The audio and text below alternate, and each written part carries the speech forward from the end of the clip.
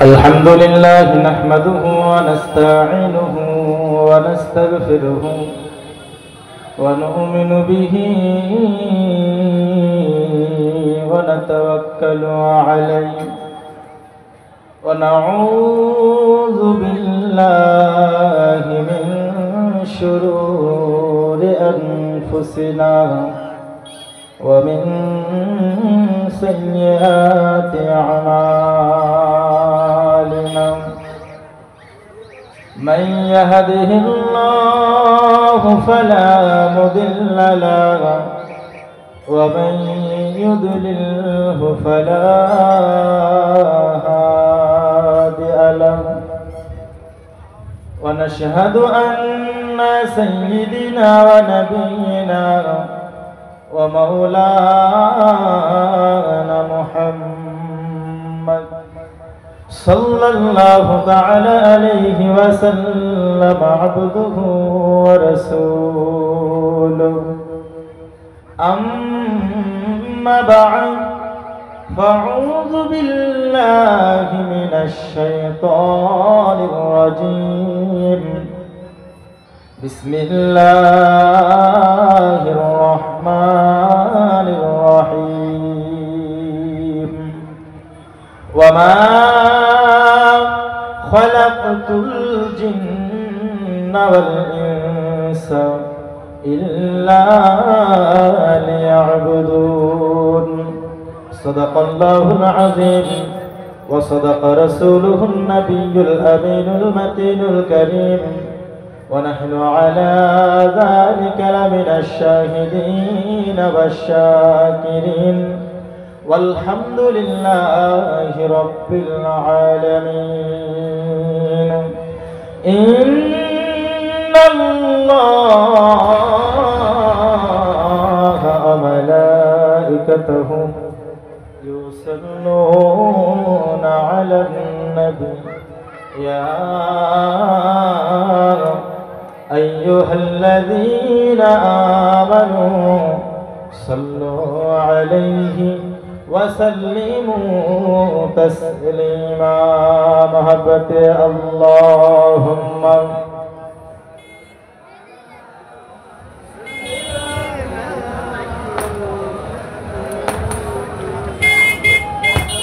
مولانا وعلى آله موলানা আল্লাহ তুমি দয়া করে নসিব করো মদিনা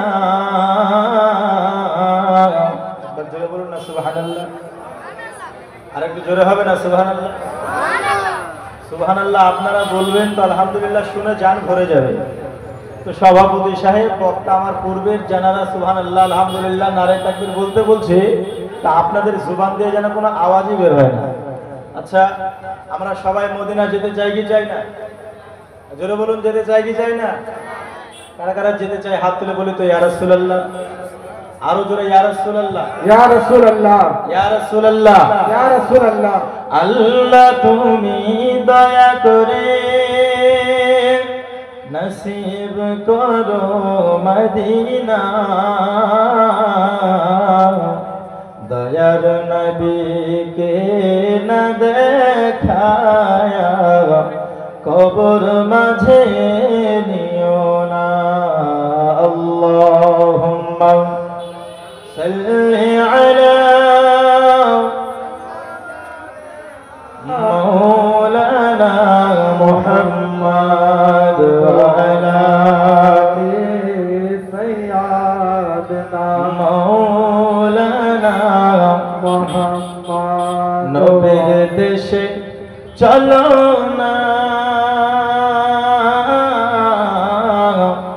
জিয়ারতে ওই মদিনা স্বপ্নে আমি দেখি সোনার মদিনা জোরে বলুন সুবহানাল্লাহ আমরা স্বপ্নে মদিনা দেখতে চাই কি চাই না জোরে বলুন দেখতে চাই কি চাই না কারা কারা দেখতে চায় না হাত তুলুন তো এই দেখেন এই আপনারা যাবেন না দেখবেন না যাক, এগুলো ভালোবাসার হাত তোলা। কারা কারা স্বপ্নে মদিনা দেখতে চায়? যারা যারা একটা জুবানও বন্ধ থাকবেন না, আমার সঙ্গে বলুন, জিয়ারতে ওই মদিনা, স্বপ্নে আমি দেখি সোনার মদিনা, নবীর দেশে চলো না, জিয়ারতে ওই মদিনা, স্বপ্নে আমি দেখি সোনার মদিনা। জোরে বলো, আমার নবী সোনার ছবি, দো জাহানের নূরের রবি, আমার নবী সোনার ছবি, দো জাহানের নূরের নবী।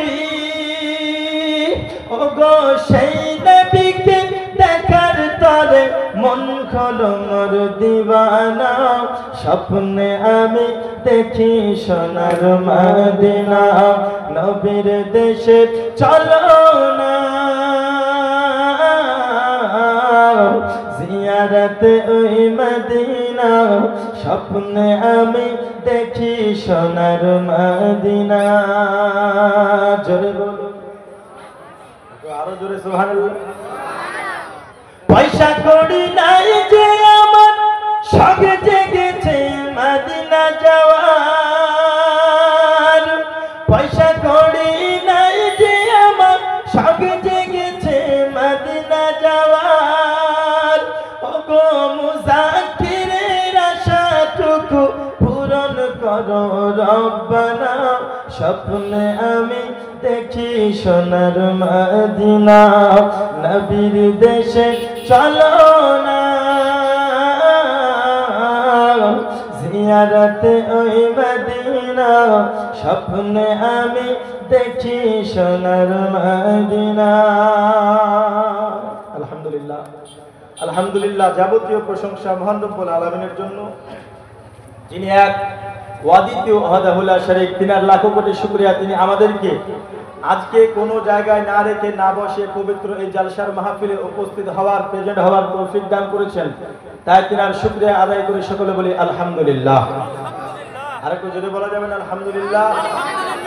অতঃপর অগণিত দরুদ ও সালাম বর্ষিত অর্পিত নাজিল হোক আকায়ে ইনামদার তাজদারে মদিনা আহমদ মুস্তাফা মুহাম্মদ মুস্তাফা সাল্লাল্লাহু তাআলা আলাইহি ওয়াসাল্লামের উপরে, অগণিত দরুদ ও সালাম বর্ষিত অর্পিত নাজিল হোক, সকলে বলি আল্লাহুম্মা আমিন। প্যান্ডেলের 20 মিটার আগে আর ওই দিকে 20 মিটার আগে দুটো করে কমিটি দাঁড় করিয়ে যে বাইকে আসুক না কেন ওকে ধরে বলতে হবে যে এদিকে হরেন না মানে। এই রাস্তার ধারে প্যান্ডেল হলে সমস্যাটা এটাই হবে। এই যে হরেন মারছে, বুঝলেন তো, এই যে ব্যাঘাত ঘটছে, তো কমিটিকে ওই মাথায় আর এই মাথায় প্যান্ডেলে দাঁড়াতে হবে এবং যে বাইক আসুক না কেন বলতে হবে যে না হরেন যেন না মারে। হ্যাঁ, এই হচ্ছে ব্যাপার। যাই হোক, আমি আপনাদের সামনে পবিত্র কোরআন মাজিদ ফুরকানুল হামিদ হইতে আয়াতে কারিমা তেলাওয়াত করেছি।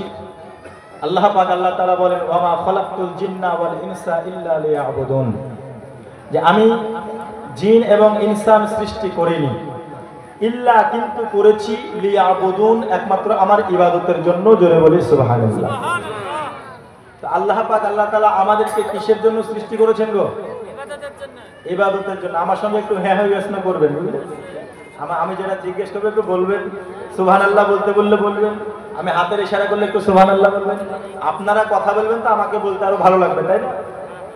হ্যাঁ, এবার আপনারা যদি চুপ করে থাকেন, শুধু আমি একা বকে যাব আর আপনারা চুপ করে থাকবেন, তাহলে কি করে হয়? বক্তা যেমন বকবে শ্রোতাদেরকেও বলতে হবে।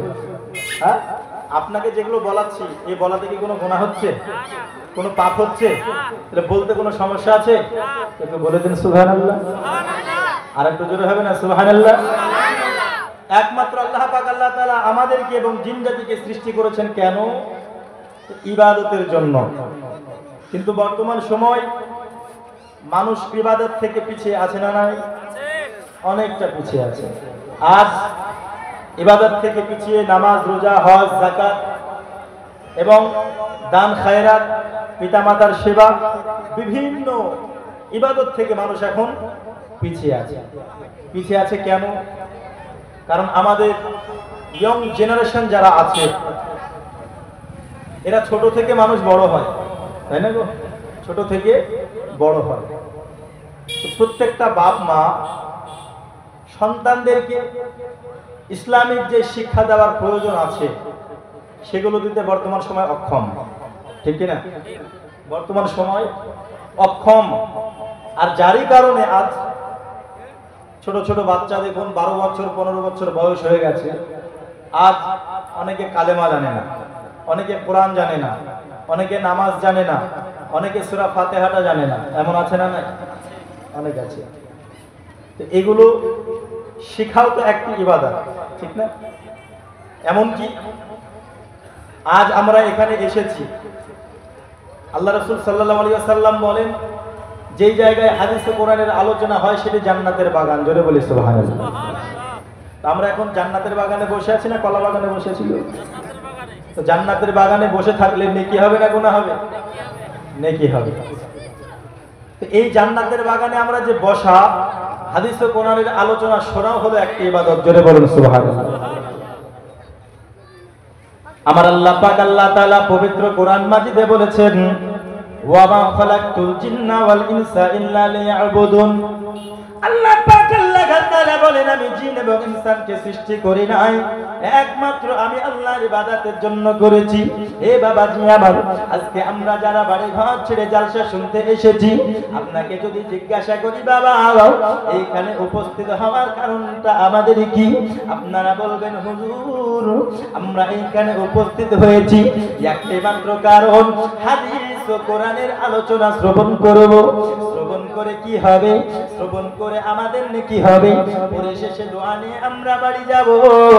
এইখানে উপস্থিত হওয়ার একমাত্র উদ্দেশ্য হলো আমাদের মঙ্গলময় দোয়া। জোরে বলুন সুবহানাল্লাহ। আমাদের দোয়া কি না? আমাদের দোয়া।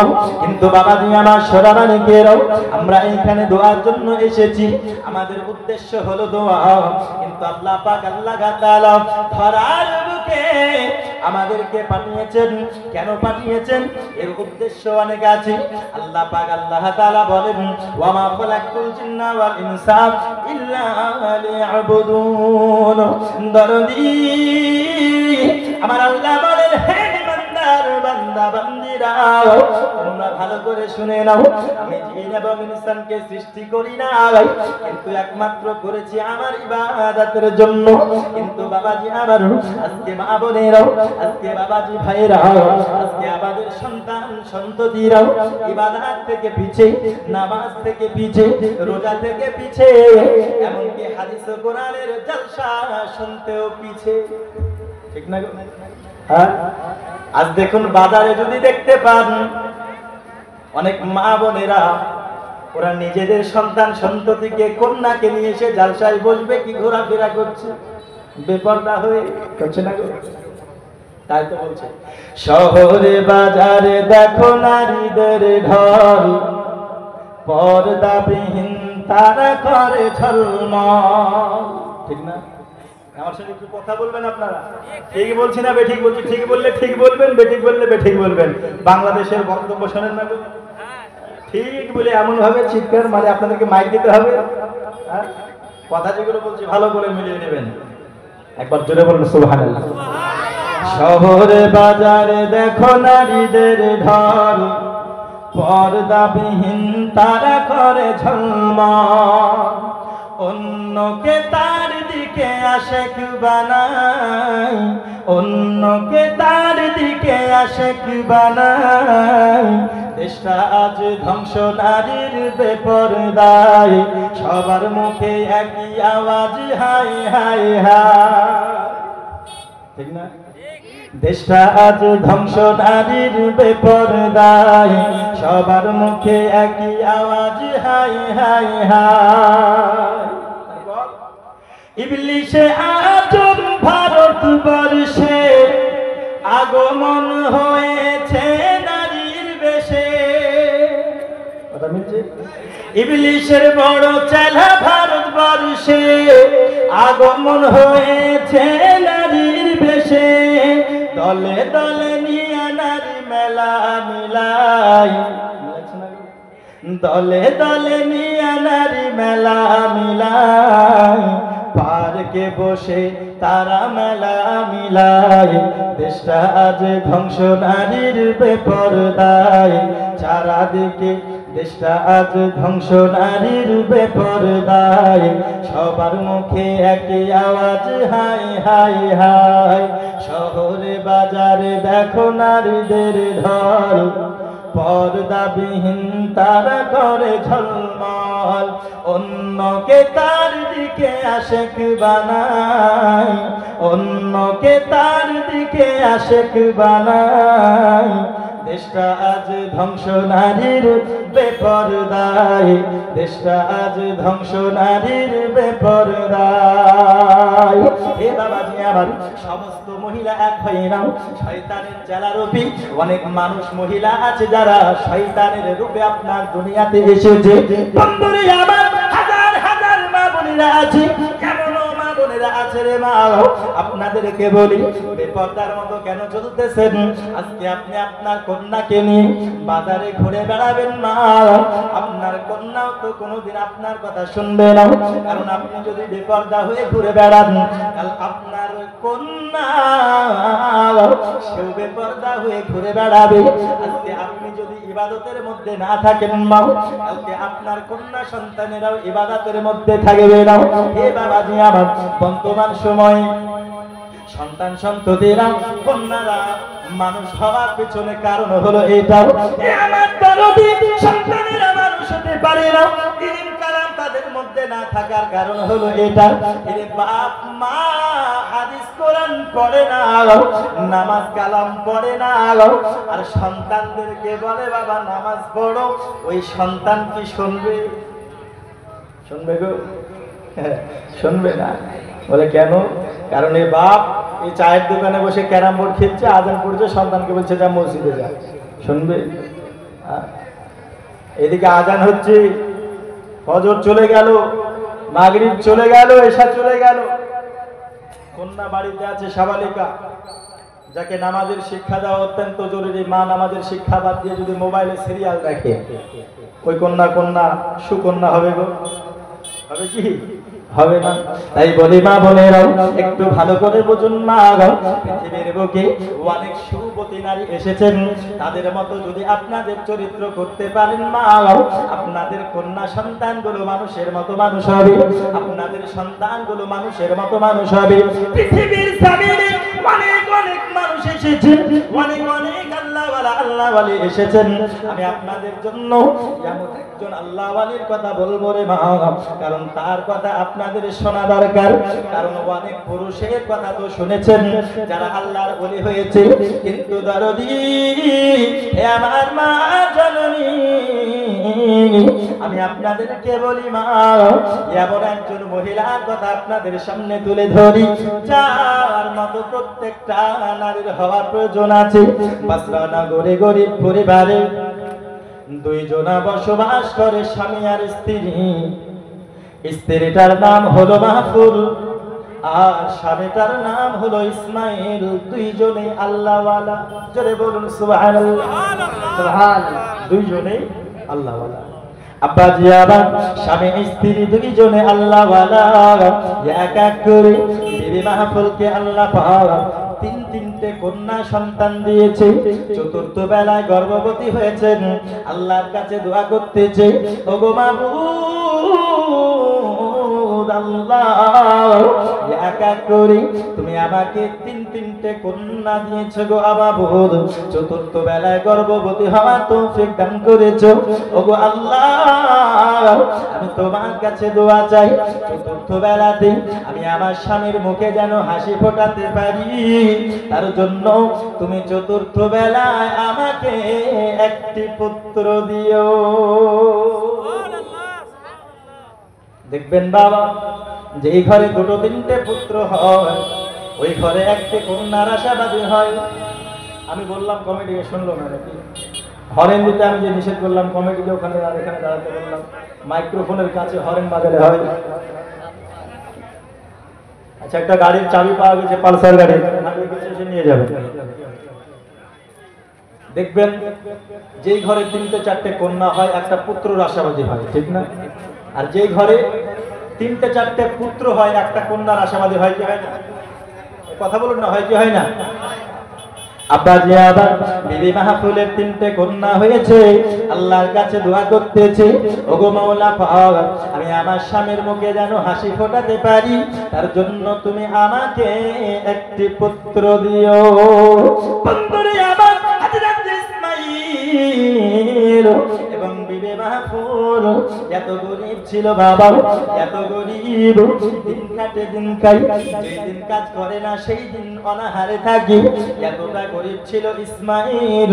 কিন্তু বিবি মাহফুল এবং ইসমাঈল টাটকা আল্লাহওয়ালা ছিল। এ বাবাজি আমার, একদিন ৩-৪ করে পার হতে হতে বিবি মাহফুলের ৯ মাস অতিবাহিত হয়ে গিয়েছে। হঠাৎ করে বিবি মাহফুল হঠাৎ যেন রাত্রিবেলাতে সন্তান প্রসব বেদনা শুরু হয়েছে। হে বাবাজি আমার, বিবি মাহফুল স্বামী ইসমাঈলকে ডেকে বলতেছে, ইসমাঈল, আপনি শুনুন না, আমার অনেক প্রসব বেদনা হয়েছে, ঘরে আলো জ্বালানোর মতো তেল বাড়িতে নাই, রাত্রিবেলায় যদি সন্তান প্রসব করে গো স্বামী, হয়তো আমার সন্তান অন্ধকারে প্রসব করবে। ওগো আমার স্বামী, আপনি একটু জান্নাও বাসারা নগরে কোন বাড়িতে গিয়ে কারো কাছ থেকে একটু তেল ধার করে নিয়ে আসুন। এ বাবাজি আমার, রাতে ইসমাঈল তিনি চলে গেলেন বাসারা নগরীতে।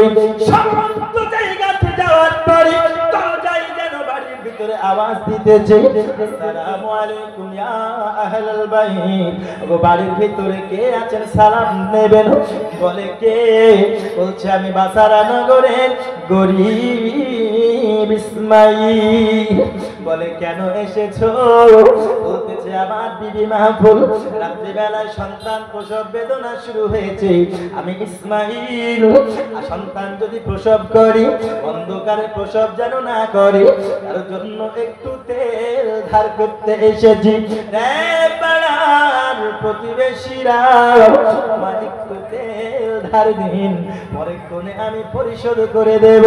এ বাবাজি আমার, রাতে ইসমাঈলকে বলতেছে, ইসমাঈল, আমরা তোমায় তেল ধার দিতে পারবো না, কারণ তুমি এত গরিব, এত গরিব, পরেক্ষণে তুমি ফেরত দিতে পারবে এমন গ্যারান্টি আমি পাই না, পরেক্ষণে তুমি হয়তো ফেরত দিতে পারবে না।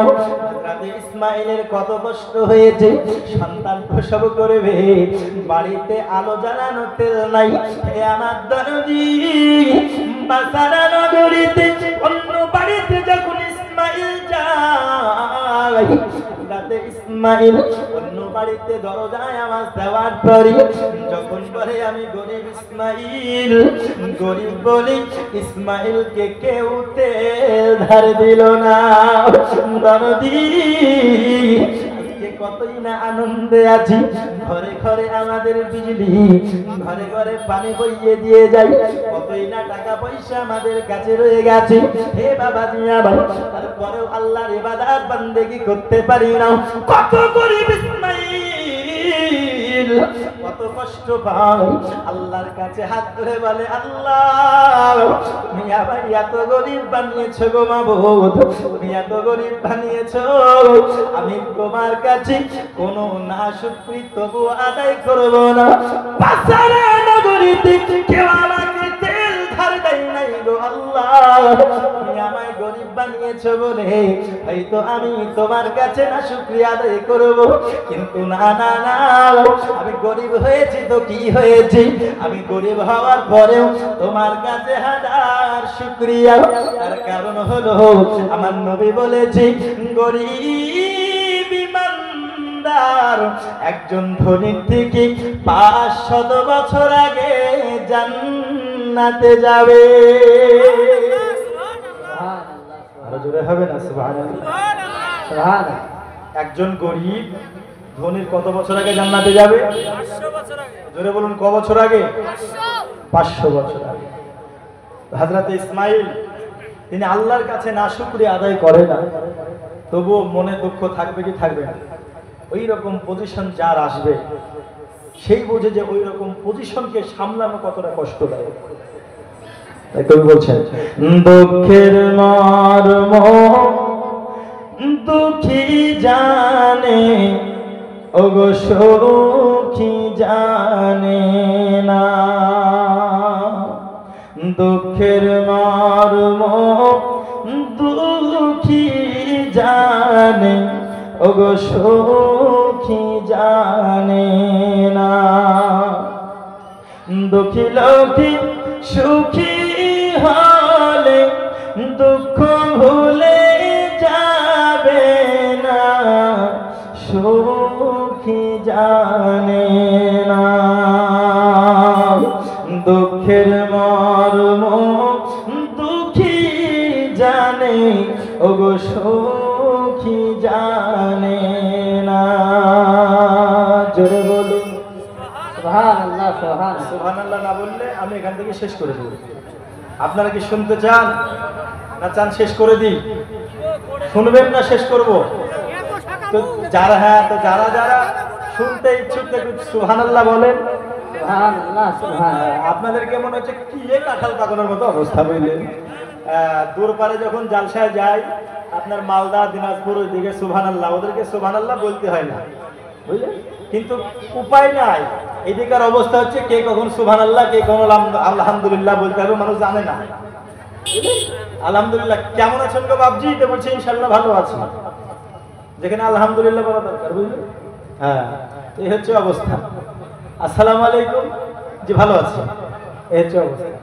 হ্যাঁ, আমার হাতের ইশারা যখনই করবে একটু সুবহানাল্লাহ বলবেন, তবে ভালো লাগবে, মানে ফিল আসছে না, বুঝলেন?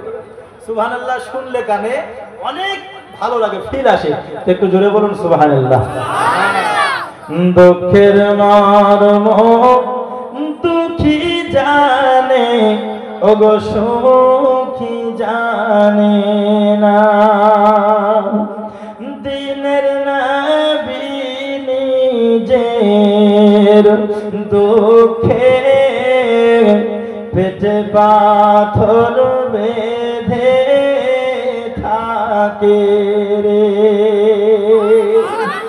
দিনের নবী নিজের দুঃখে পেটে পাথর বেঁধে থাকে, তবু সুধাই গরিব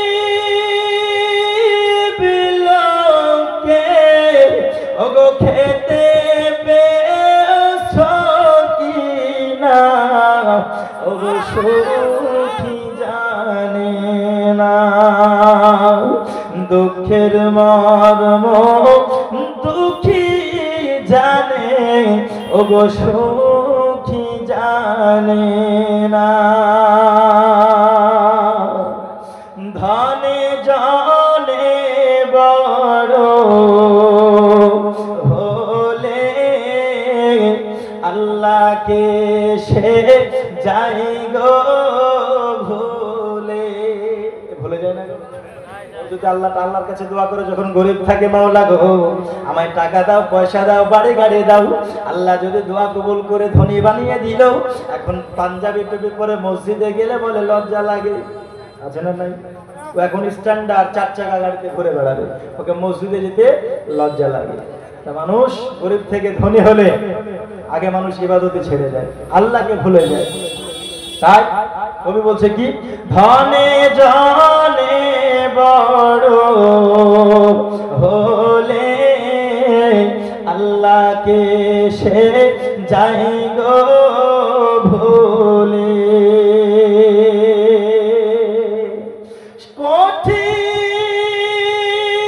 কঠিন বিপদে পড়িলে আল্লাহ বিনে দেখে না, ওগো সুখী জানে না, দুঃখের মর্ম দুঃখী জানে ওগো সুখী জানে না।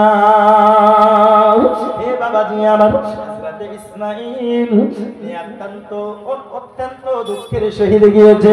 হে বাবাজি আমার, সারা বাসারা নগরীতে হযরত ইসমাইল কারো বাড়িতে যেন তেল পেল না। হে বাবাজি আমার, হযরত ইসমাইল তিনি মনে বড় আফসোস লইয়া তিনি চলে গেলেন বাড়ির ভিতরে। হযরত বিবি মাহফুল তিনি আপনার বিছানাতে শুয়ে আছে বাবা। হযরত ইসমাইল তিনি যখন মনটা ভারী করে গিয়েছেন, ওই সময় বিবি মাহফুল স্বামীর মুখের দিকে তাকানোর পরে বলতেছে, ওগো আমার স্বামী, আপনি মনটা খারাপ করবেন না গো স্বামী, আপনি মনটা খারাপ করবেন না। আপনার মন খারাপ দেখে আমি বুঝে গেছি বাসারা নগরীতে আমরা গরিব বলে আমাদেরকে কেউ তেল ধারে দেয় নাই। ওগো আমার স্বামী, আপনি চিন্তা করবেন না, আপনি ঘরের ভিতরে যান, আল্লাহর কাছে একটু আমার জন্য দোয়া করুন। ওগো আমার স্বামী, বাসারা নগরীতে কেন সারা দুনিয়ার বুকে আমাদের যদি কেউ না থাকে, আমাদের সঙ্গ যদি কেউ না দেয়, মনে রাখবেন গো স্বামী আমার, আমি বিবি আপনার কাছে কোনো কমপ্লেন জানাবো না। তার কারণ যার কেউ নাই তার স্বয়ং আল্লাহ রয়েছে। সুবহানাল্লাহ, হবে না সুবহানাল্লাহ? যার কেউ নাই তার কে আছে? জোরে বলুন, কে আছে? যার কেউ নাই তার আল্লাহ আছে।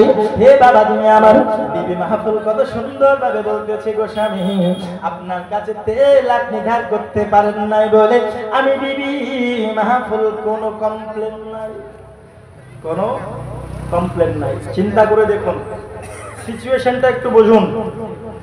সিচুয়েশন কি? সন্তান প্রসব করবে, রাত্রিবেলায় বাড়িতে আলো জ্বালানোর তেল নাই, এতটা গরিব। বর্তমান সময় এইরকম কোন স্বামী গরিব হলেও ভাতই খাবে না, ঠিক না গো? এখনকার ভালোবাসা টাকা, হ্যাঁ, এখনকার ভালোবাসা কি? যার টাকা আছে তার মর্যাদা আছে, যার টাকা নাই ওর যতই চেহারা থাক, টাকা যদি থাকে, ও যদি কালো হয় কোনো সমস্যা নেই। হ্যাঁ, বিবি মাহফুল স্বামীকে সান্ত্বনা দিচ্ছে, কত সুচরিত্রের অধিকারী না। আর আজকালকার মা খালারা হলে ছেলে হবে টাকা পয়সা দিতে পারো না, তোমাকে বিয়ে করে আমার জীবনটা শেষ হয়ে গেছে। হ্যাঁ, এই এক কথা যায় না আমাদের মা বোনেদের, কথা বুঝতে পারলে? তোমার সঙ্গে বিয়ে করে আমার জীবনটা জ্বলে পড়ে শেষ। বর্তমান সময় তেল দিতে পারছে না। যদি কোনো স্বর্ণকারের দোকানে কোনো অলংকার একটু পছন্দ হয়, বলবে হ্যাঁ গো, আমি তো মনোহরের দোকানে বলেন, চাই ওই দোকানে বলেন, আমার এই অলংকারটা একটু পছন্দ হয়েছে, বলুন মাকড়ি বা নাগমাছি বা চুড়ি, তা আমাকে একটু নিয়ে দাও না গো।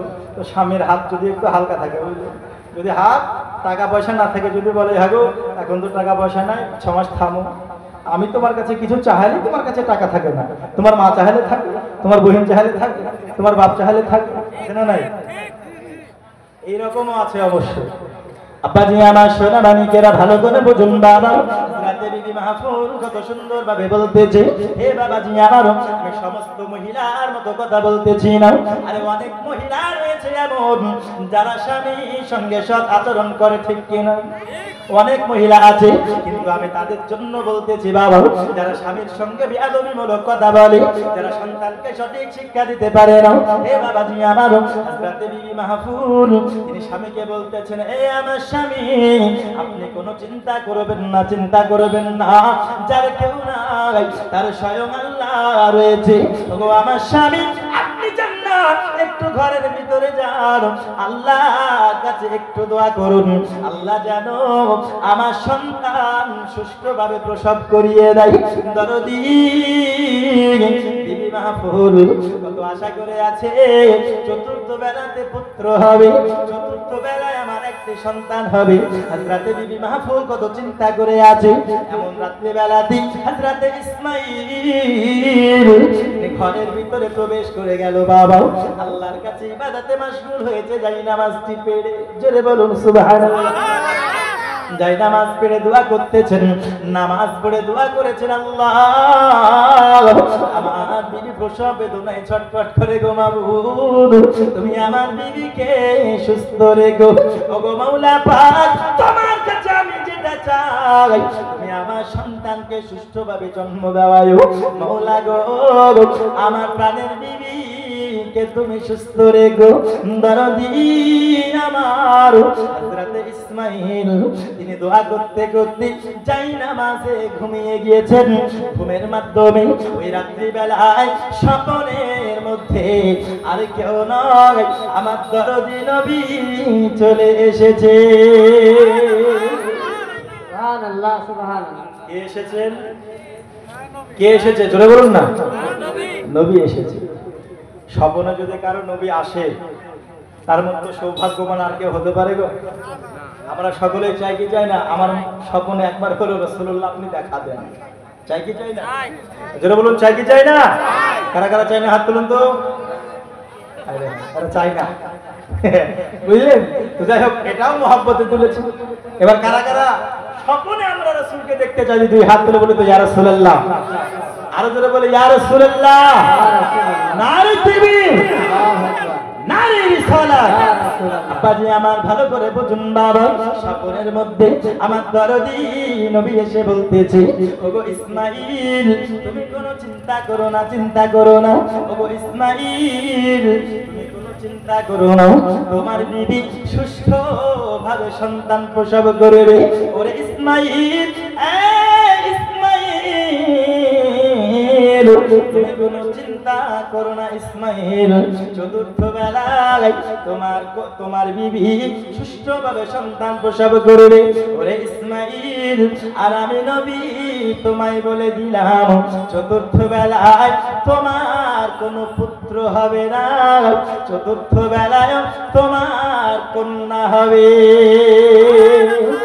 ইসমাঈল কিন্তু এই কন্যা এমন তেমন কন্যার মতো হবে না তোমার এই কন্যা অন্যদিন কন্যার মতো হবে না ওগো ইসমাঈল তোমার এই কন্যা এমন আবিদা হবে এমন জাহিদা হবে এমন মুজাহিদা হবে পরেশগারিনী হবে রে ইসমাঈল তোমার এই কন্যা আল্লাহর কাছে ইবাদত করে করে করে করে আল্লাহর এত নৈকট্য হাসিল করবে ইসমাঈল এত আবিদা এত পরেশগারিনী হবে এত আল্লাহর মাকবুলা বান্দি হবে যার একটি দুআর বরকতে ৭০,০০০ উম্মতে মুহাম্মাদি জান্নাতে যাবে সুবহানাল্লাহ সুবহানাল্লাহ কয়জন ৭০,০০০ উম্মতে মুহাম্মাদি জান্নাতে যাবে যার একটি দুআর বরকতে এই কথা কে বলছেন আমার দরদি নবীজি দরদি আমার নবী আরো বলতেছে হে ইসমাঈল তুমি এই চতুর্থ কন্যা যার নাম আমি নবী বলে দিলাম রাখবে রাবেয়া জোরে বলুন না সুবহানাল্লাহ সুবহানাল্লাহ সুবহানাল্লাহ রাসূল আমার নাম বলে দিয়েছেন এইবার হযরত ইসমাঈল তিনার স্বপ্নটা ভেঙে গেল হে মা বোনেরা শুনেন না রাতের বেলা এবার ইসমাঈলের যখন স্বপ্নটা ভেঙে গেছে এইবার যখন বিবির ঘরে যায় দেখতেছে বিবি সন্তান প্রসব করেছেন এইবার ইসমাঈল বিবির মুখের দিকে যখন তাকাই এইবার বিবির মনটা যেন ভারী স্বামীর চোখে চোখ মিলাতে পারে না কেন কেন স্বামীর চোখের দিকে তাকাই না হযরতে বিবি মাহফুলের মনটা এবার ভারী বলছে কেন কারণ চতুর্থ বেলাতে কন্যা হয়েছে তিনটে কন্যা দিয়েছি চতুর্থ বেলায়ও কন্যা হয়েছে হয়তো আমার স্বামী আমার প্রতি হয়তো নারাজ হবে কারণ বর্তমান সময় এমন কুলাঙ্গার সন্তানও আছে যারা তাদের বিবিকে কন্যা সন্তান হওয়ার জন্য অত্যাচার করে ঠিক কিনা কথা বলুন না কন্যা হওয়ার জন্য অত্যাচার করে এমনও ব্যক্তি আছে না নাই একটা কন্যা হয়ে আর একটা যদি কন্যা হয় তাও অত্যাচার করে এমনকি এমনও আছে কন্যা সন্তান হয় বলে দেখতেও যায় না কিন্তু মনে রাখবেন বাবাজি আল্লাহর তিনটে রহমত যেটা আমরা অস্বীকার করে দিই মানি কিন্তু আমরা নাশুকরিয়া আদায় করে দিই কি আল্লাহ যদি খুশি হন তাহলে আল্লাহ পাক আল্লাহ তাআলা বৃষ্টি বর্ষণ করেন জোরে বলুন সুবহানাল্লাহ তার থেকে আল্লাহ যদি খুশি হন আল্লাহ পাক আল্লাহ তাআলা আপনার বাড়িতে মেহমান পাঠান কিন্তু বর্তমান সময় দেখবেন পানি হলে বলবে যে আল্লাহর কাজ না এখন পানি দিলে সব নষ্ট হয়ে গেল বলে না এটা হচ্ছে আল্লাহর রহমত এখন বাড়িতে মেহমান যদি পাঠায় বললো মেহমান এসেছে, এখন খরচপাতি হবে, আবার দিতে হবে, টিকিট কাটতে হবে, করতে হবে, করতে হবে, অনেক মন ভারী খরচা হবে তার জন্য, আছে না নাই? কিন্তু বাড়িতে মেহমান আসলে কিতাব বলছে যে না, সে 10 গুণ রিজিক নিয়ে আসে, জোরে বলুন সুবহানাল্লাহ। আল্লাহর রহমত সেখানে আসে। আর সব থেকে আল্লাহ যখন বেশি খুশি হন, তার বাড়িতে কন্যা সন্তান পাঠান, জোরে বলুন সুবহানাল্লাহ। সুবহানাল্লাহ, সুবহানাল্লাহ। কি পাঠান? কন্যা সন্তান পাঠান। হযরত ইসমাঈল তিনি বিবির মুখের দিকে যখন তাকিয়েছে, হে বাবাজি আমার, এইবার বিবি মাহফুর তিনি যেন স্বামীর মুখের দিকে তাকানোর পরে বলতেছে, হে আমার বিবি, তোমার মনটা কেন ভারী? আমি জানি রে বিবি, হয়তো চতুর্থ বেলায় কন্যা হয়েছে বলে তোমার মনটা ভারী করেছো। ওরে আমার বিবি রে, আমার চতুর্থ বেলায় কন্যা হওয়ার কারণে আমি কোনো দুঃখ করি না বিবি আমার, বরং আমি ইসমাঈল অনেক খুশি। বিবি রে, চতুর্থ বেলায় কন্যা হয়েছে, তার জন্য আমি ইসমাঈল অনেক খুশি। হে বিবি আমার, আমি কেন খুশি হব না? কারণ এত সুন্দর চরিত্রের অধিকারিণী, যার কথা আমার স্বয়ং রাসূলুল্লাহ বলেছেন, আমার এই কন্যা এমন আবিদা হবে, এত জাহিদা হবে, এত পরেশকারিণী হবে, এত মুত্তাকিনী হবে, যার একটি দোয়ার বরকতে 70,000 উম্মতে মুহাম্মাদ জান্নাতে যাবে। ওরে আমার বিবি, আমার কন্যা হয়েছে এটা আমি জানি, আর তার নামও আমি জানি, আমার নাম রাখা হয়ে গেছে। ওরে আমার বিবি, আমার এত সুন্দর চরিত্রের অধিকারী আমার এই কন্যার নাম কোন মোল্লা রাখে না, স্বয়ং রাসূলুল্লাহ রেখেছে। সুবহানাল্লাহ, সুবহানাল্লাহ। কে রেখেছে? রাসূলুল্লাহ। হযরতে বিবি মাহফুল তিনি মনে বড় সন্তুষ্টি লাভ করলেন, খুব হালকা বোধ মনে করলেন। কেন? কারণ অনেক স্বামী আছে যারা অত্যাচার করে, কিন্তু এইখানে স্বামী দেখুন, স্বামী স্ত্রীকে বোঝাচ্ছে, আর স্ত্রী যখন স্বামীর ঘরে অভাব, স্ত্রীতে তখন স্বামীকে বোঝাচ্ছে, আর স্বামী যেখানে রাগ করার কথা সেইখানে স্বামীকে স্ত্রীকে বোঝাচ্ছে। স্বামী স্ত্রীর মধ্যে এইরকম মোহাব্বত ভালোবাসা থাকা দরকার, আছে না নাই? জোরে বলুন, আছে না নাই? কিন্তু বর্তমান সময় স্বামী স্ত্রীর মধ্যে 24 ঘন্টা যেই তুমুল ঝগড়া লেগে থাকে গো, সুবহানাল্লাহ। নাটক মানুষ এখন দেখতে কম করে দিয়েছে, বুঝতে পেরেছেন কেন? কারণ লাইভ শো যদি দেখতে পাই, তাহলে মোবাইলে দেখে আর কি করবে?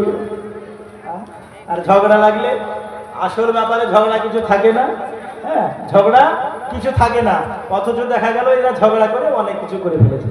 হ্যাঁ, একবার মহাব্বতে দরুদ আল্লাহুম্মা সাল্লি আলা সাইয়্যিদিনা মাওলানা মুহাম্মদ ওয়া আলা আলি সাইয়্যিদিনা মাওলানা মুহাম্মদ সাল্লাল্লাহু আলা মুহাম্মাদিন সাল্লাল্লাহু আলা মুহাম্মদ। हरदम ज़बान से निकालो पाक नबी मुहम्मद। 786 92 লাগাও রে মোবাইল নাম্বার, ধরবে রে মদিনার সেন্টার। সুবহানাল্লাহ, সুবহানাল্লাহ। নেটওয়ার্ক বিজি হয় না কভু, এমনই একটা বার, ধরবে রে মদিনার সেন্টার। 786 92 লাগাও রে মোবাইল নাম্বার, ধরবে রে মদিনার সেন্টার। জোরে বলুন সুবহানাল্লাহ, সুবহানাল্লাহ। নামাজ শেষে মুক্ত হস্তে কল করো একদিন করে, তখন তোমার রিসিভ হবে সেই আল্লাহর দরবারে, দোয়া কবুল হবে তোমার, অকসান করো সফটার, ধরবে রে মদিনার সেন্টার 786-92 লাগাও রে মোবাইল নাম্বার ধরবে রে মদিনার সেন্টার। জোরে বলো সুবহানাল্লাহ, সুবহানাল্লাহ। আল্লাহর সঙ্গে কানেকশনটা করতে হলে কোন সিম কার্ড আমাদের লাগাতে হবে? ইশকে নবী সিম কার্ড লাগাও আপন আপন হৃদয়ে, ব্যালেন্স তোমার শেষ হবে না, থাকিবে সব সময়ে। সুবহানাল্লাহ, সুবহানাল্লাহ। একটু কম বলেন, এরা ফাঁকি মেরে দেবে না।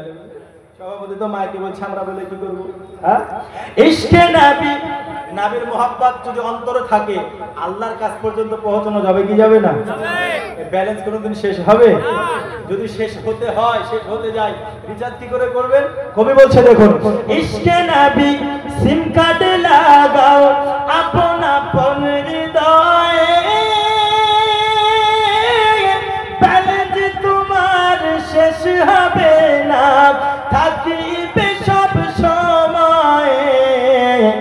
দরুদ পড়ে রিচার্জ করো, এ কেমন নবী পাকের অফার। জোরে বলুন সুবহানাল্লাহ। নবীর প্রতি দরুদ পড়লে মোহাব্বত বাড়ে কি বাড়ে না? জোরে বলুন, বাড়ে কি বাড়ে না? মা বোনেরা যেনারা আছেন একটু সামনের দিকে এগিয়ে আসুন না। ডান দিকে মনে হয় অনেক জায়গা পড়েছে, পারলে আপনারা এখানে এসে বসুন। হ্যাঁ, দাঁড়িয়ে আছেন সাইড দিয়ে, রাস্তা দিয়ে আপনারা চলে আসুন। দরুদ পড়লে নবীর প্রতি মোহাব্বত বাড়ে কি বাড়ে না? দরুদ পড়ে রিচার্জ করো, এ কেমন নবী পাকের অফার ধরবে রে মদিনার সেন্টার 786-92 লাগাও রে মোবাইল নাম্বার ধরবে রে মদিনার সেন্টার। জোরে বলুন সুবহানাল্লাহ। দরদি স্বামী স্ত্রীর মধ্যে হযরতে বিবি মাহফুলের মতো এবং হযরতে ইসমাঈলের মতো মুহাব্বত থাকতে হবে রে বাবা, অন্যথায় দরদি চাই করে স্বামী স্ত্রীর ভালোবাসা নাই, এই ঘরে আমার আল্লাহর রহমত নাই। স্বামী স্ত্রীর যদি ভালোবাসা থাকে আল্লাহর রহমত বর্ষিত হবে। এ আমার দরদি, এইবার বিবি মাহফুল যেই কন্যাকে জন্ম দিল ওই কন্যার নাম হলো রাবিয়া। জোরে বলুন সুবহানাল্লাহ। রাবিয়া নামের অর্থ হলো চতুর্থ, আর বাসারা নগরে বাড়ি, যার জন্য তার টাইটেল হয়ে গেল বাসারি, তার জন্য তাকে বলা হয় রাবিয়া বাসারি। হে আমার মা জননী, একটু শুনে নিন না মা, রাবিয়া বাসারির কথা একটু শুনে নেন। হযরতে বিবি মাহফুল রাবিয়া বাসারিকে এইবার যখন আস্তে আস্তে আস্তে আস্তে বড় করতেছি, হে বাবাজি আমারও হযরতে রাবিয়া বাসারি যখন সবেমাত্র কথা বলতে শিখেছেন, এইদিকে বিবি মাহফুল, আমি প্রথমেই বলেছি হযরতে ইসমাঈল আর বিবি মাহফুল হলেন আল্লাহওয়ালা, ঠিক না? ঠিক ঠিক। দুজনে কি ছিল? প্রথমে বলেছিলাম, মনে আছে তো? দুইজনে আল্লাহওয়ালা ছিল। বাবা তিনিও নামাজ পড়তেন, বিবিও নামাজ পড়তেন, তিনারাও আপনার আল্লাহর ইবাদত করতেন, হযরতে বিবি মাহফুল ইবাদত করতেন। দরদি গো, যখন হযরতে রাবিয়া বাসারি রাহমাতুল্লাহি আলাইহা তিনি আপনার যখন কথা বলতে শিখেছেন, হে বাবাজি আমার সোনা মানিকেরাও, হযরতে বিবি মাহফুল রাবিয়াকে বিছানায় শুইয়ে দিয়েছেন। বিছানায় যখন শুইয়ে দিলেন, মধ্যরাত্রিতে হযরতে রাবিয়া বাসারি রাহমাতুল্লাহি আলাইহা তিনি যখন ঘুম থেকে জাগ্রত হয়েছেন, হঠাৎ করে দেখে বিছানায় তিনার মা নাই। বিছানায় তিনার মা নাই। ছোট্ট সন্তান পাশে বিছানায় যদি মাকে না পায় কান্না করবে কি করবে না? কথা বলুন না, করবে না? কান্না করবেই। কিন্তু হযরতে রাবিয়া বাসারি রাহমাতুল্লাহি আলাইহা তিনি কান্না করেন না, কান্না করেন নাই। তিনার মা জননীকে খোঁজন করার জন্য তিনি চলে গেলেন, এক ঘরে ঢুকে গিয়েছেন। এক ঘরে ঢোকার পরে হযরতে রাবিয়া বাসারি তিনি যখন গুনগুন গুনগুন করে আওয়াজ যেন তার কানে ভেসে আসতেছে। হঠাৎ করে যেখান থেকে আওয়াজ আসতেছে দরদি, ওই ঘর যখন বিবি হযরত রাবিয়া তিনি যখন আওয়াজ দিকে লক্ষ্য রেখে হযরত রাবিয়া বাসারি ওই আওয়াজের দিকে যখন অগ্রসর হয়, গুটি গুটি গুটি গুটি পায়ের দিকে যখন এগিয়ে যায়, হযরত রাবিয়া বাসারি তিনি দেখতেছেন তিনার মা বিবি মাহফুল নামাজ আদায় করতেছে। কি করছে? নামাজ আদায় করছে। কিন্তু বর্তমান সময় কোনো কন্যা যদি কোনো মাকে পাশে না পায়, ও ভেবে নেবে যে আমার মা টিভি দেখছে। ঠিক না? হ্যাঁ, আমার মা টিভি দেখছে, নয়তো মোবাইল দেখছে, নয়তো কিছু করছে, আমার পাশে আমার মা নাই। বর্তমান সময় হলো এই। আর এখন এই সময়ে এমন একটা অবস্থা, এই যে মোবাইল, এই মোবাইল প্রত্যেকটা মেয়ের কাছে থাকছে না? প্রত্যেকটা মেয়ের কাছে থাকছে, এবং ছোট ছোট সন্তানদেরকে কন্ট্রোল করার একটা মেশিন হলো এই মোবাইল। ঠিক না? ছোট ছোট বাচ্চাদেরকে কন্ট্রোল করার এক নম্বর মেশিন হলো মোবাইল। বলবে মা আমি ভাত খাবো না, মোবাইল দাও তাহলে খাবো। এবার মায়ের মন বুঝলেন খুব নরম মন, হায়রে দরদি মা। ও যদি নামাজ রোজা না করে, ও যদি আমল ইমান ঠিক না থাকে, ও মরলে যে জাহান্নামে যাবে, ওটার দিকে দরদ লাগছে না। আর ছোটকালেই কান্না করছে, বেটা বিষ খাবে, মোবাইল না কিনে দিয়ে। তা 8 বছর বয়স হচ্ছে, মা মোবাইল নেবো, বায়না হচ্ছে, লোন তুলছে, লোন তুলে গোষ্ঠী থেকে মোবাইল কিনে দিচ্ছে। মোবাইল কিনে দিচ্ছে, এই হচ্ছে অবস্থা। কিন্তু হযরত রাবিয়া বাসারি রাহমাতুল্লাহি আলাইহা তিনি আপনার যেন বাবা তিনার আম্মাকে দেখতেছেন নামাজ আদায় করতেছে। ওরে আমার দরদি হযরত রাবিয়া বাসারি রাহমাতুল্লাহি আলাইহা তিনি এখনো নামাজের সম্পর্কে তার কোনো ধারণা নাই, নামাজ সম্পর্কে হযরত রাবিয়া বাসারি কোনো জ্ঞান নাই। তিনি যেন দেখতেছেন তিনার আম্মা জান একবার যেন রুকু করেন, একবার জমিনে মাথা টেকাচ্ছে, আবার জমিন থেকে উঠতেছে, তার কাছে যেন হাত তুলে কান্না করে মধ্যরাত্রিতে দোয়া চাইতেছে। হযরত রাবিয়া বাসারি দাঁড়িয়ে দাঁড়িয়ে ওইখানে অপেক্ষা করার পরে হযরত বিবি মাহফুল তিনার যখন নামাজ আদায় করা শেষ হয়ে গেল, বাবা হঠাৎ করে যেন হযরত রাবিয়া বাসারি জিজ্ঞাসা করতেছে, ও মা জননী এত মধ্যরাত্রিতে তুমি কি করতেছো মা? আমি একবার দেখতেছি তুমি মাটির জমিনে ঠেকাতেছো, আবার তুমি উঠতেছো, একবার তুমি তাহারিমা বাঁধতেছো, আবার তুমি একবার কার কাছে যেন কান্না করে দোয়া করতেছো। কি যেন তুমি কার কাছে চাইতেছো মা? কাউকে তো দেখা যায় না। ও আমার মা জননী এত মধ্যরাত্রিতে তুমি কি করতেছো মা? তুমি আমাকে একটু জানাও। হযরত বিবি মাহফুল বলতেছে, রে মা রাবিয়া এত মধ্যরাত্রিতে আমি নামাজ আদায় করতেছি রে মা। বলে আম্মা গো এই নামাজ হলো কি? এই নামাজ কি জিজ্ঞাসা করছে, যত কিছু জানে না নামাজ সম্পর্কে। তাহলে যে জানে না তাকে জানানোর দরকার আছে না নাই? ওরে মা রাবিয়া এই নামাজ হলো তোমার আমার নবী, যাকে না বানালে তোমাকে বানাতো না। আমার আল্লাহ হলেন এক, আমার আল্লাহ হলেন আমাদের সৃষ্টিকর্তা। যেই নবীকে আমার আল্লাহ যদি না বানাতেন, আসমান জমিন পাহাড় পর্বত কীট পতঙ্গ নদী নালা কিছুই বানাতো না। রে মা রাবিয়া এই আমার ওই নবীজি আল্লাহর কাছে যখন মেরাজে গিয়েছিলেন, আল্লাহর কাছে বলেছেন, মাবুদ আল্লাহ আমি তোমার সঙ্গে দিদার করতে পারলাম গো মাবুদ, তুমি আমায় ডেকেছো, তোমার সঙ্গে আমার গুনাহগার উম্মতেরা কি দেখা করতে পারবে না? কে বলছেন এই কথা? আমার নবীজি আল্লাহর কাছে মেরাজে গিয়ে বলেছিলেন। ওই সময় আমার আল্লাহ নামাজ দিয়ে দিলেন। বলেন নামাজ কি? ওগো আল্লাহ কি? তখন কোরআন মাজিদ খুলে দেখো, আসসালাতু মিরাজুল মুমিনিন, নামাজ হলো মুমিনদের জন্য মেরাজ। যদি কেউ আল্লাহর সঙ্গে মেরাজ করতে চায়, ওকে বাবা নামাজ পড়তে হবে। পড়তে হবে কি না? কিন্তু এখন নামাজ তো কেউ পড়ে না, নামাজের দিকে কোনো অগ্রসর নাই। মসজিদে ইমাম সাহেব সালাম ফিরে গেছে, পিছনে 2 থেকে 3 জন। এমন এমনও জায়গা আছে মুয়াজ্জিন আজান দিয়েও নিজে নিজে তাকবীর দিয়ে নিজে নিজে জামাত করে, কোনো মুসল্লি থাকে না, আছে না নাই? আবার এমনও ব্যক্তি আছে যারা নামাজ পড়ে ও কিছু জানে না, এই যে ছোটকাল থেকে শিখে না, বুঝলি, ছোটকাল থেকে শিখে না, ওর বাপ ওর মা ওর স্ত্রী ওকে এত বলে নামাজ পড়ো, একটু শেখো, মাদ্রাসায় যাও, ইমাম সাহেবের কাছে জিজ্ঞাসা করো, বলে কে কি রে কি হবে, বললে তো জাহান্নামে যাবো, বলে না কি হবে নামাজ পড়ে, এরকম কথা বলে, ওকে বলে বলে বলে বলে শেখাতে পারে না। তো যাই হোক, তাও চোখ লজ্জার বিষয়ে বলে তাও নামাজ পড়তে যায়, বছরে 2 দিন। কদিন? বছরে 2 দিন, কুরবানি দিতে আর নামাজ দিতে। ওদের আবার পাওয়ার কত, চায়ের দোকানে বসলে ওরাই বড় মুফতি, বুঝলে, ওরাই বড় মুফতি। যারা নামাজের দিকে যায় না, যারা সুদে টাকা খাটায়, যারা হারাম ভক্ষণ করে, বর্তমান সময় তারা এবার মসজিদের কমিটি। ও নামাজের বিষয়ে কিছু জানে না, ও হালাল হারাম বোঝে না, তাহলে ওর নামাজ হবে কি হবে না ও নিজেই তো জানে না। তাহলে নামাজ পড়া সঠিক করতে হলে আগে নামাজের বিষয় জানতে হবে কি হবে না? বলুন না, হবে কি হবে না?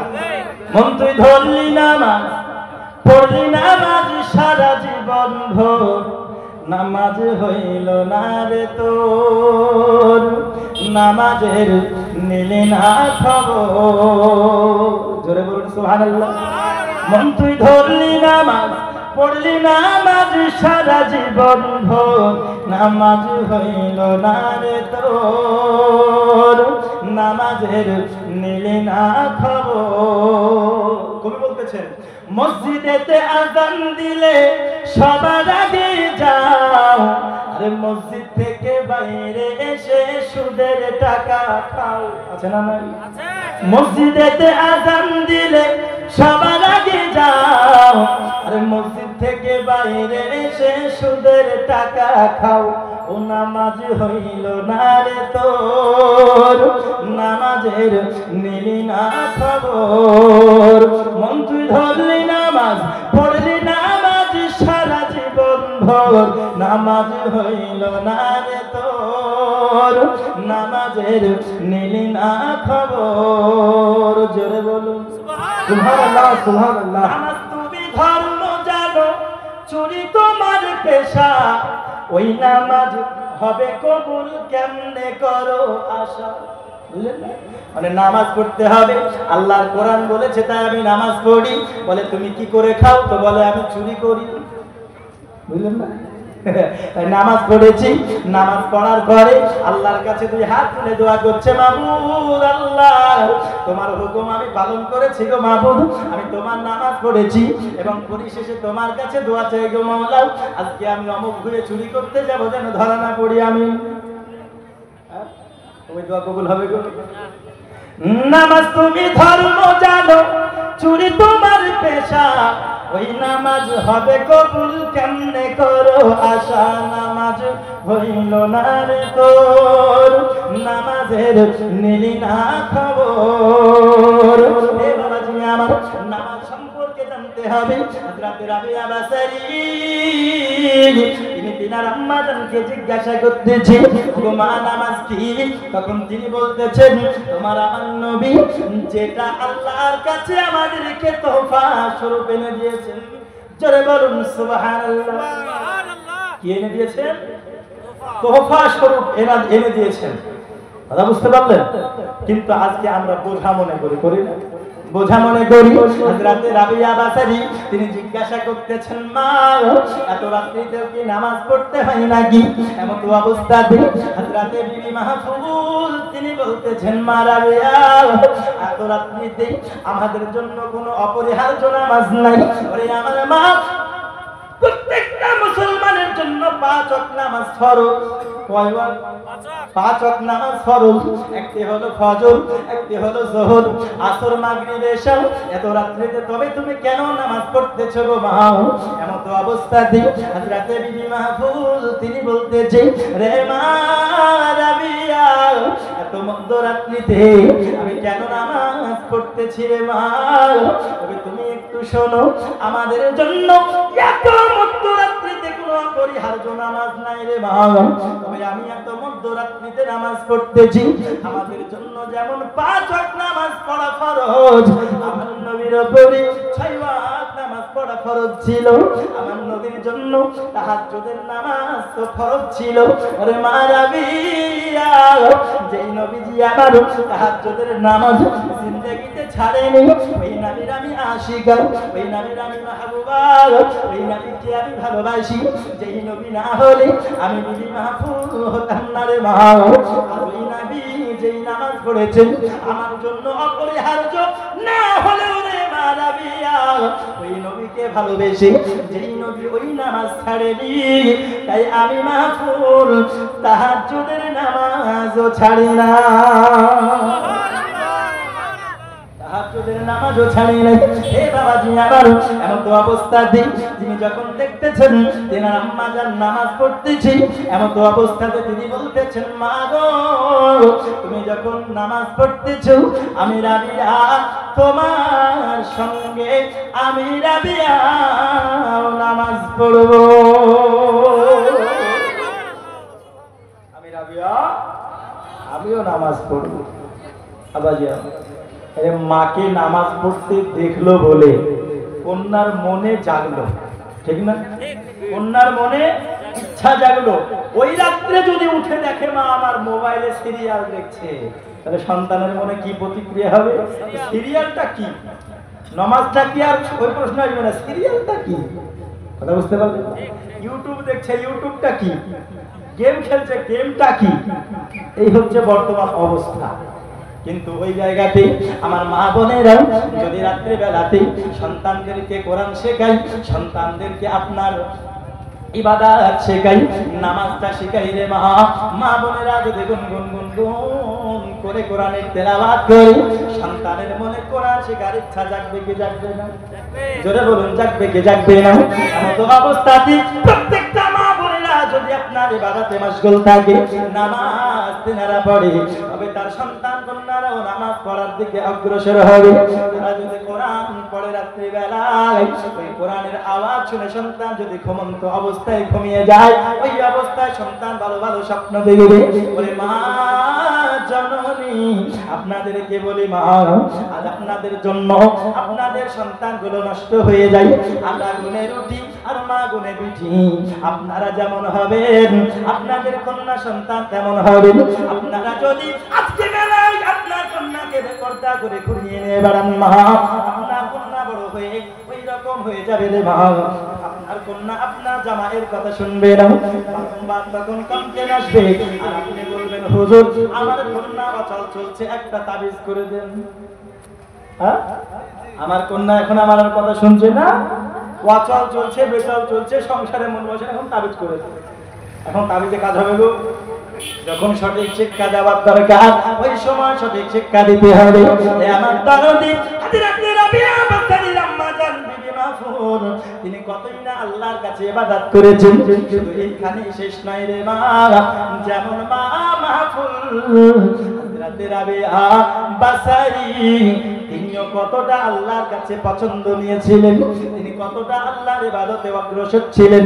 ওরে মা জননী, মনোযোগ দিয়ে শুনেন রে ভাই, রাবিয়া বাসারী জীবনটা কত কষ্ট দিয়ে কেটেছেন, কত কষ্ট দুঃখ দিয়ে তিনার জীবনটা চলেছে।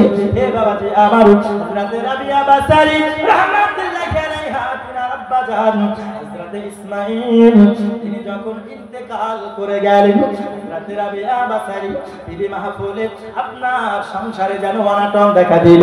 অন্য বাড়িতে চাকরি করে, চাকরের মতো কাজ করে, আপনার যেন মুখে আহার উঠে যায়।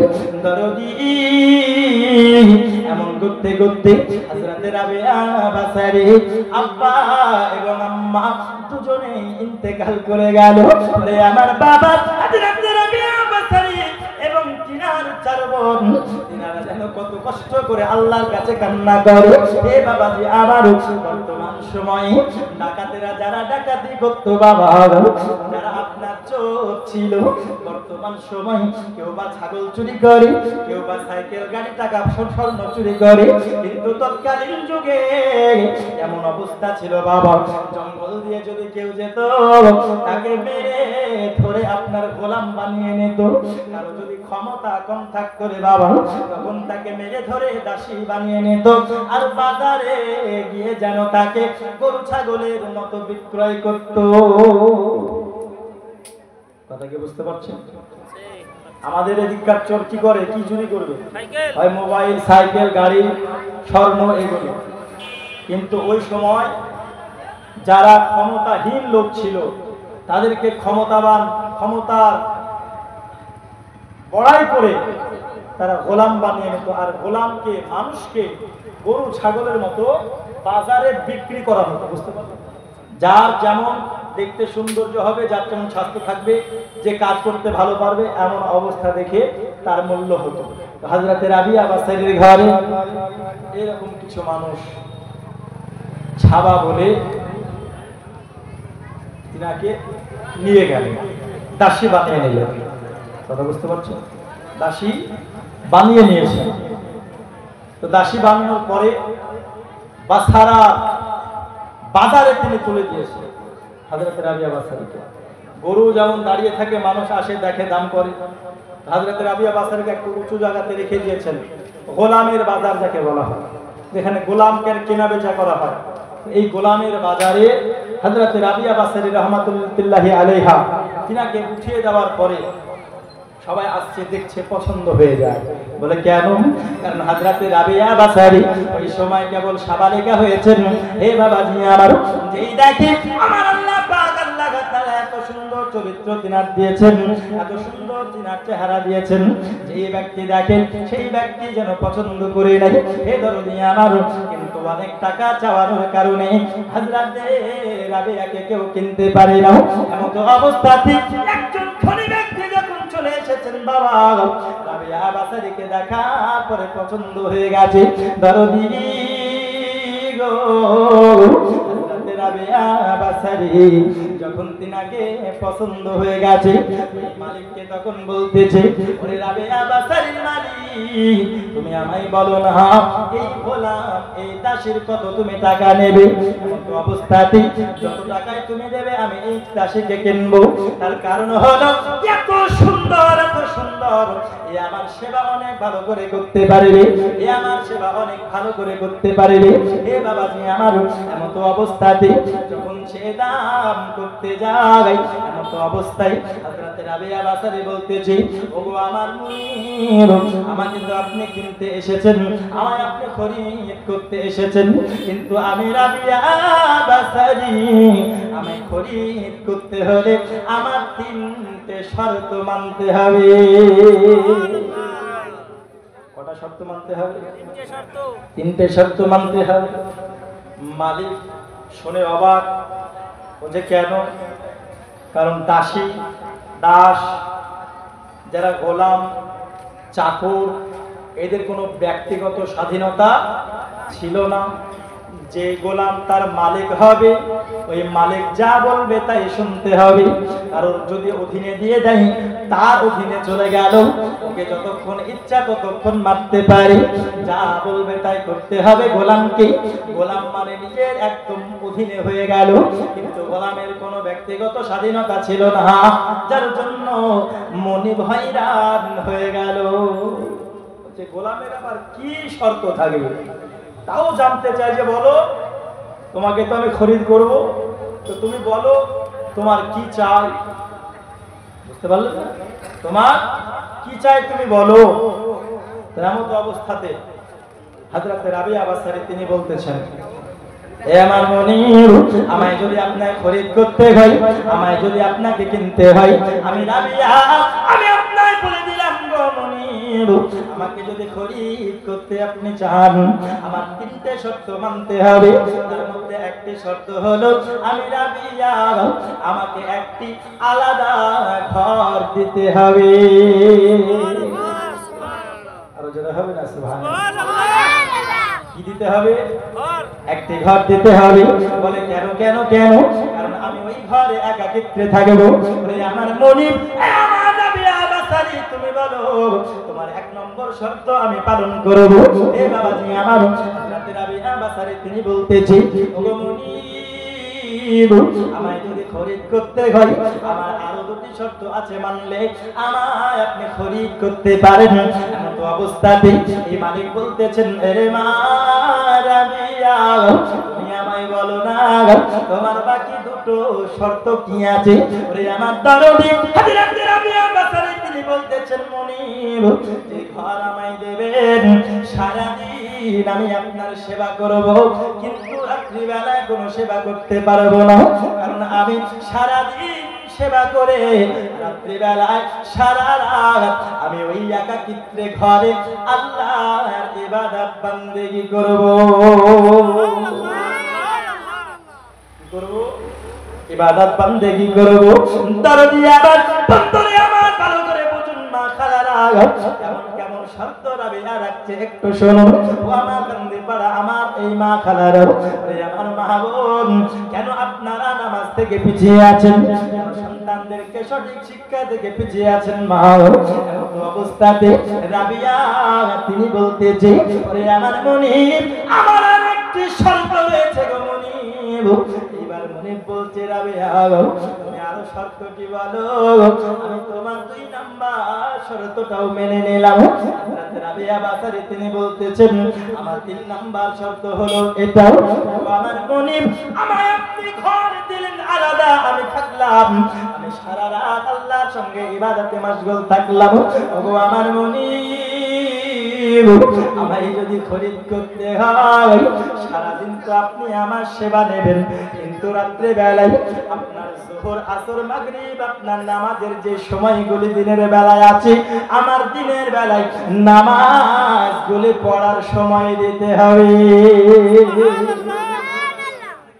নামাজের সময় যখন হবে আমি আপনার কোনো সেবা করব না, আমাকে নামাজ পড়ার সময় দিতে হবে। আচ্ছা বলুন, শর্তগুলি শুনে কি মনে হচ্ছে? মেয়েটা ভালো হবে না খারাপ হবে? কথা বলুন না, খারাপ হবে মনে হচ্ছে নাকি গো? ভালো হবে। এইরকম শর্তওয়ালা মেয়ে এখন পাওয়া যাবে? কোনো বাপ যদি বলে, মারে ছেলে দেখেছি বিয়ে করবি, আব্বা ছেলের মুখে দাড়ি নাই তো, বুঝলেন তো, শর্ত আগে রেখে দিচ্ছি, আব্বা আমাকে পর্দা করাবে না তো, আব্বা আমাকে নামাজের জন্য মারধর করবে না তো, চাপ করবে না তো, আমাকে বাড়িতে তালা লাগিয়ে রাখবে না তো। মানে ও চায় কি? ও চায় ও খোলা বেপর্দা হয়ে থাকবে, ওর স্বামী যেটা বলবে সেটা শুনতে হবে, বুঝতে পারলেন? আর ওকে R15 গাড়ির উপরে টান দিয়ে ওকে এইদিক ওদিক ঘুরে নিয়ে বেড়াতে হবে বনবন করে, বুঝলেন? আর 1 নম্বর শর্ত হলো, সব থেকে বড় শর্ত, আব্বা এই মাল রাখতে দেবে তো, বুঝতে পেরেছেন? এটা যদি না রাখতে দেয় ওই মেয়েকে বিয়ে দেওয়া ওই বাড়িতে সম্ভব নাই। আচ্ছা গো, এই মোবাইলে সব শেষ করলো এখন, বললো না? বর্তমান যে কলিকালের সময়, যে যুগ চলছে, এই মোবাইল আজ দেখুন নামাজ কেড়েছে, কারেনি? আজ মোবাইল ঘুম কেড়েছে, মোবাইল অস্বস্তি বাড়িয়েছে, সংসারে ঝামেলা পাকিয়েছে, এই মোবাইল অন্যজনের সঙ্গে কানেকশন ভিড়িয়েছে, এই মোবাইল বিবাহিত দাম্পত্য জীবনকেও নষ্ট করেছে, করেনি গো? এ কলিকাল কলিকাল, এ কেমন কলিকাল, মোবাইল ছাড়া কারো চলে না তো দিনকাল কলিকাল, ঠিক কি না? আমার কথাগুলো একটু বাস্তবের সঙ্গে মিলিয়ে নেবেন। কলিকাল কলিকাল, এ কেমন কলিকাল, মোবাইল ছাড়া কারো চলে না তো দিনকাল, জীবন সাথী আছে নেটি আর মোবাইল, নামাজ রোজার কেউ রাখে না খেয়াল কলিকাল, ঠিক কি না বলুন? যারা বলুন ঠিক কি না? কেউ খেলে ফ্রি ফায়ার, কেউ পাবজি, মার মার করে হাতে খোড়া বাবু, ফ্রি ফায়ার ছেলেরা নষ্ট হচ্ছে না গো? প্রচুর আছে আমাদের দেশে। হচ্ছে না? ফ্রি ফায়ার আমার তো সুবহানাল্লাহ কি বলবো, আর 10টা ব্যক্তি এক জায়গায় হয়ে যুবক ছেলে পেলে, বুঝলেন? ওর মাথায় যে আমি প্রথমে বললাম ওকে মসজিদে পাঠাতে পারে না, ওকে শিক্ষা প্রতিষ্ঠানে পাঠাতে পারে না, ওই যে মা মোবাইল কিনে দেন নাহলে বিষ খাবো, ও গোষ্ঠীর লোন তুলে মোবাইল কিনে দিচ্ছে। আর 10-15 জন এক জায়গাতে বসে নামাজ রোজা কিছু নাই, ফ্রি ফায়ার শুধু মার মার মার, কি যে করে এরা আল্লাহ জানে, খালি মার। তাই কবি বলছে কি, কেউ খেলে ফ্রি ফায়ার, কেউ পাবজি, মার মার করে হাতে খোড়া বাবুজি। মোবাইল এসে দেশে হয়েছে হাল, ছোট ছোট ছেলে মেয়ে হয়েছে বেতাল। কলিকাল, ঠিক না?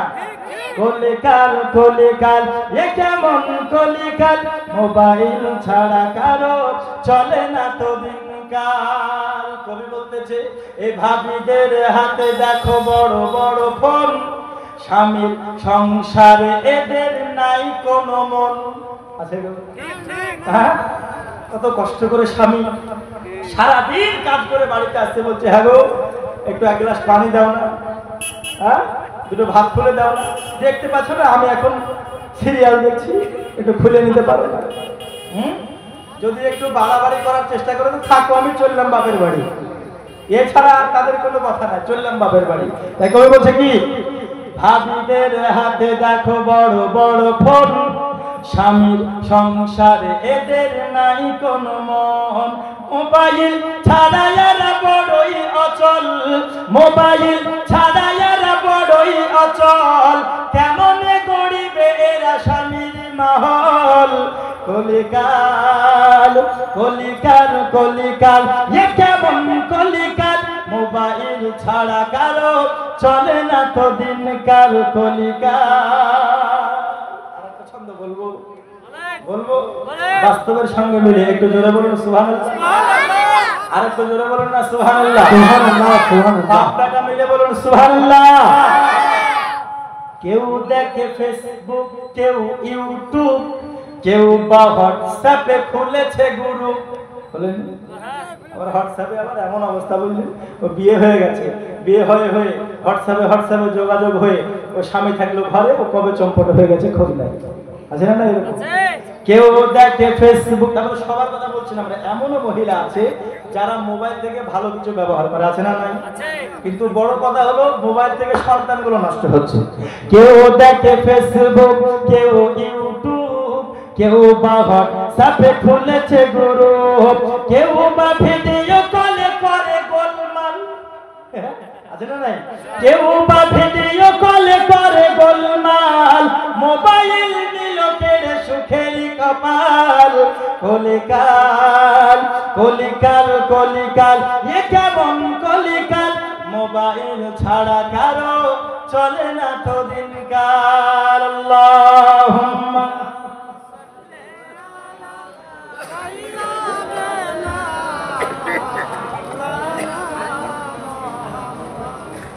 وعلى آله مولانا محمد صلى الله على محمد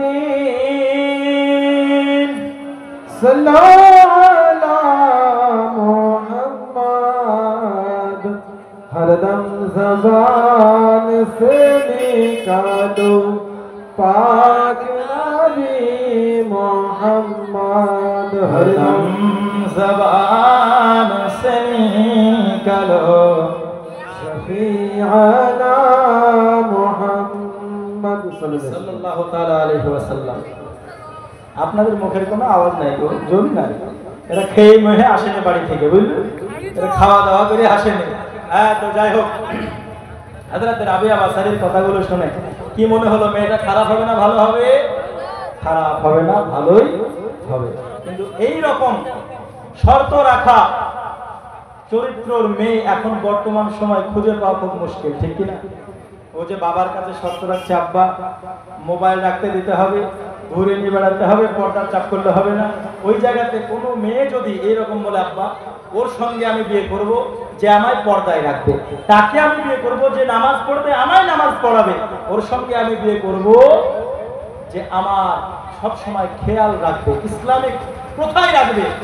আচ্ছা বলুন তো, এইরকম মেয়ে যদি বর্তমান সময় থাকে, ওকে টাকা নিয়ে নয়, ঘুরে টাকা দিয়ে বিয়ে করে নিয়ে আসবে, ঠিক কিনা? এরকম চরিত্রবান অনেক মেয়ে আছে, কথা বুঝতে পারলেন? কিন্তু কথায় আছে না যে 10 জনের জন্য একজন খারাপ হয়ে যায়, এই হচ্ছে ব্যাপার। তো যাই হোক, আমি হযরত রাবিয়া বাসারী জীবনীটা আর একটু সামনের দিকে এগিয়ে নিয়ে যাবো ইনশাআল্লাহ। যে হযরত রাবিয়া বাসারী মুনিবের বাড়িতে গেলেন, যাওয়ার পরে অনেক কথা, তবে গরিবে নামাজ ফাউন্ডেশন, আচ্ছা গরিবে নামাজ ফাউন্ডেশন আমাকে বলা হলো, গরিবে নামাজ ফাউন্ডেশন, এই ফাউন্ডেশনের জন্য আপনারা যে যা পারবেন, 20 টাকা, 10 টাকা, 50 টাকা, 100 টাকা, আপনারা যে যা পারবেন দেবেন। কারণ এই ফাউন্ডেশন থেকে অনেক গরিবদেরকে হেল্প করা হয়, সাহায্য করা হয়। এই সাহায্যের অবদানগুলো প্রত্যেকের অবদান রাখার প্রয়োজন আছে। বলে কেন? এগুলো এক ধরনের সাদকা। এগুলো কি? এক ধরনের সাদকা। আর দান সাদকাও হলো একটি ইবাদত। জোরে বলুন সুবহানাল্লাহ। আর একটু জোরে বলুন সুবহানাল্লাহ। এই দান সাদকাও হলো একটি ইবাদত। যেমন 4 জন ব্যক্তি উঠুন তো 500 টাকা করে দেবেন। 4 জন ব্যক্তি যে হাত তুলে বলুন, হুজুর আমি 500 টাকা দেব। কেউ নাই এই ফাউন্ডেশনের জন্য?